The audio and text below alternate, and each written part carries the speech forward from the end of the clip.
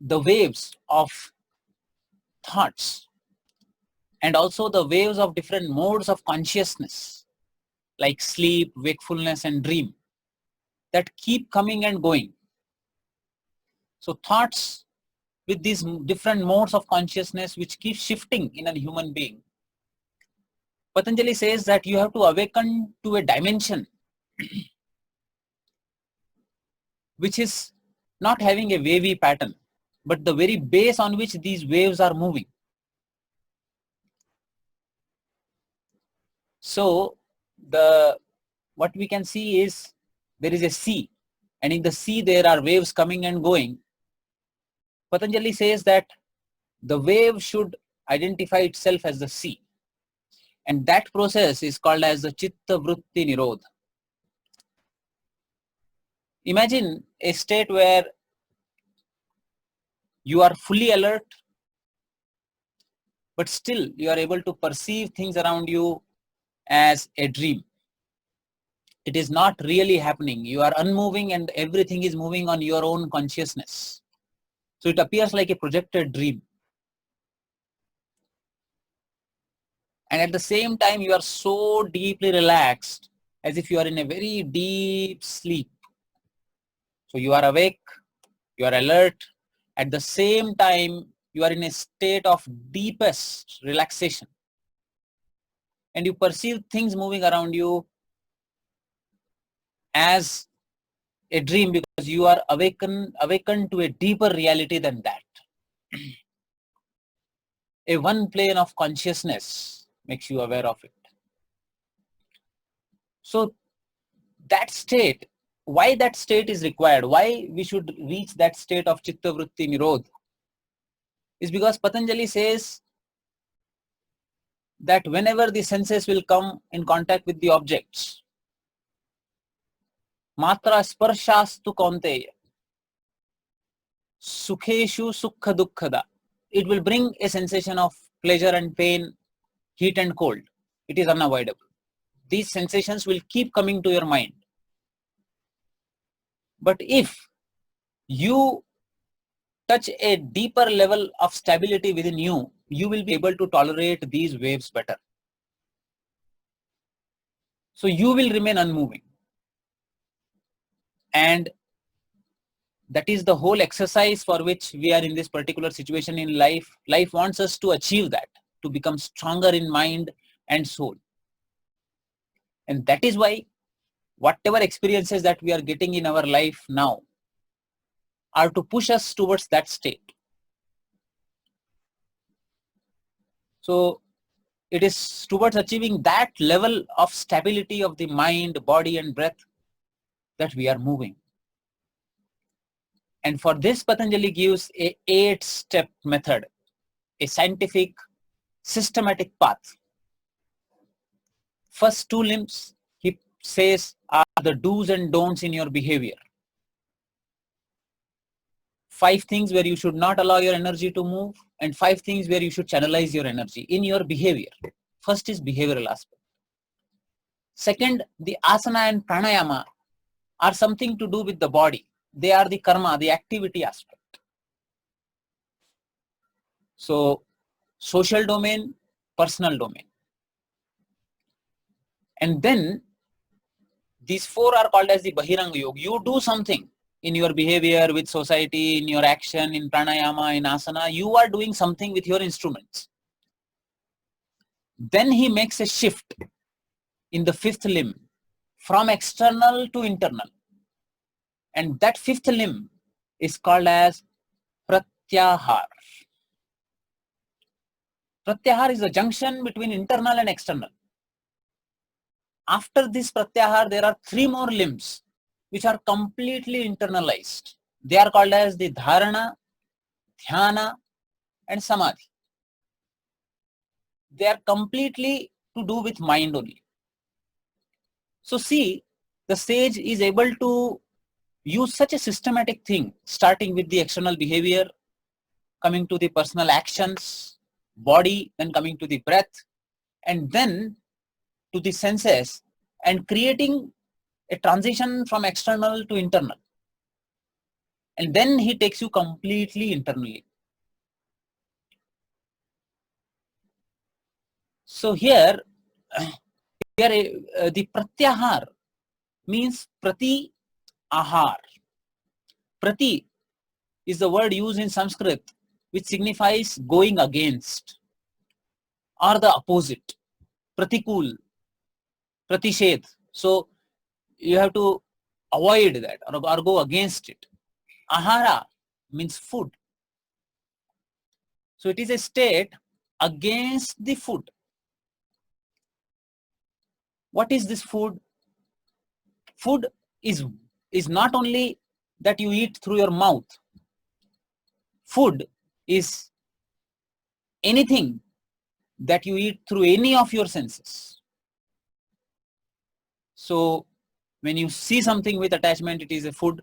When you hear something with attachment, you touch something with attachment, you smell something. All the sensory inputs that you get and you enjoy them, you eat them, they are food, they are ahara. So Patanjali is telling, you have followed yamas and niyamas, the speed of the thoughts have come down. Sthiram sukham asanam, your body is not moving now, you are becoming more and more stable. Shwasa prashwasa gatir vichhedah pranayamah. Now you are able to reduce and cut down the speed of the breath. You are breathing the slowest breaths of your life. Your eyes are closed. Then he says, now is the time to cut the external for a while and go inside. This example comes in Bhagavad Gita also. Bhagavad Gita says that once a yogi reaches a certain state, Krishna gives the example of a tortoise. He says, like the tortoise withdraws all the organs into its shell and goes inside, the yogi should completely withdraw from all the sense organs, and completely try to internalize himself. So this internalizing and shutting down of all the sensory activity consciously has been called as pratyahar. One thing that we do in our day-to-day life is fasting. Fasting is also a kind of pratyahar, where you actually want your body to be prepared to go inside. If the body is always seeking food, it will always be moving out. So you train the body that you should be able to remain without food for a while, so that the consciousness gets a chance to move inside. There is a shloka in Sanskrit which says, ahara nidra bhaya maithuna cha samanya metat pashubhi narata buddhi rekoho manusho visheshaha. So ahar, nidra, bhay and maithun, these are the four things: eating food, sleeping, feeling fearful, and reproduction. These are the four things which are common between a man and an animal. If our whole life is only driven by these four principles, ahar, food in the sense earning money also is food. If you are just focusing everything on earning money, sleeping, fear, protecting what you have, and reproduction. If these are the four activities that your whole life is dedicated to, and there is no other direction in your life, then it is in Manusmriti, it says that you are as good as animal. You are doing the all four basic function which an animal does. Now, what is it that differentiates an animal from a man?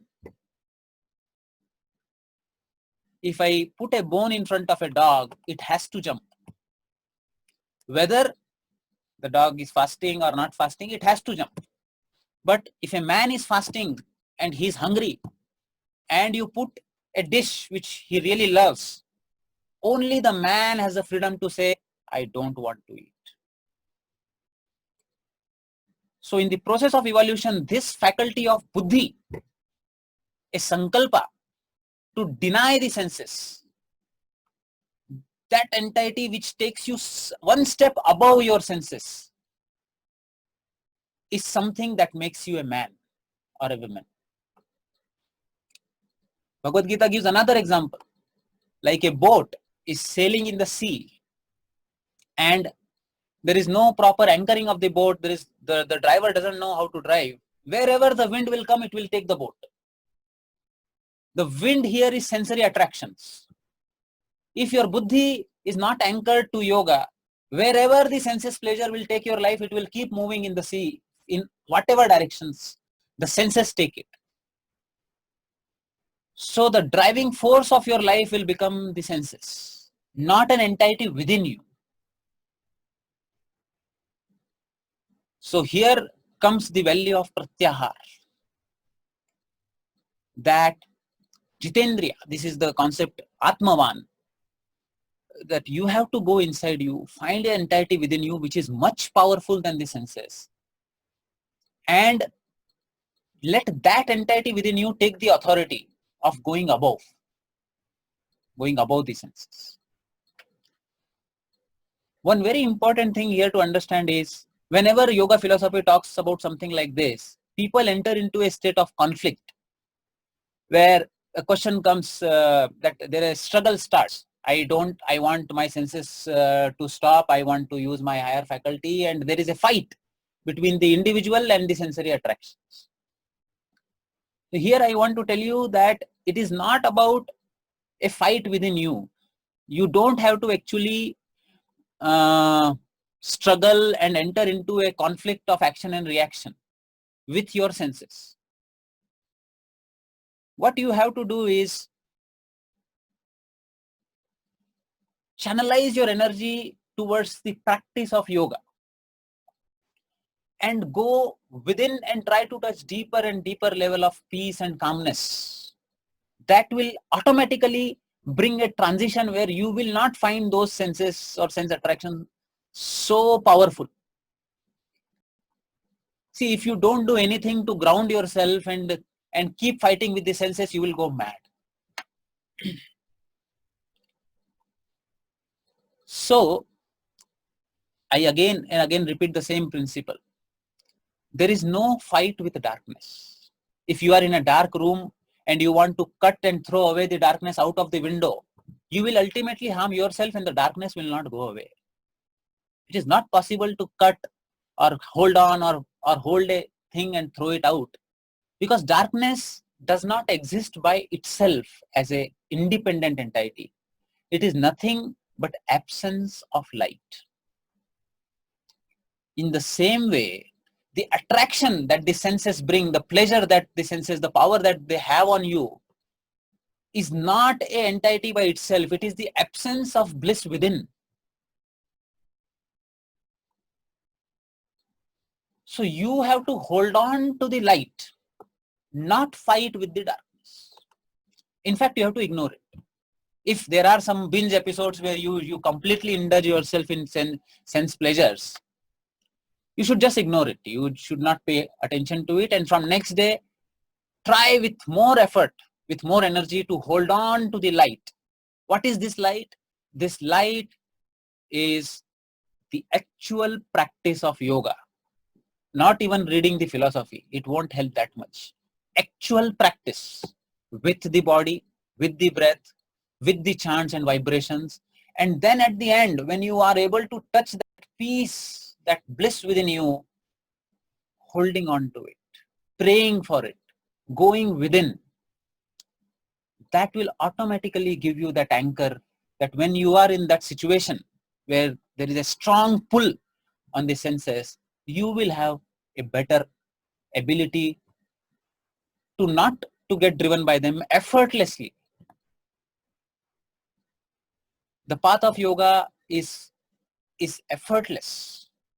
There is no fight anywhere. Okay. So, and another very important principle is, when there is already a storm, you cannot do anything. When you are already in the battlefield with your sense organs, you are bound to lose.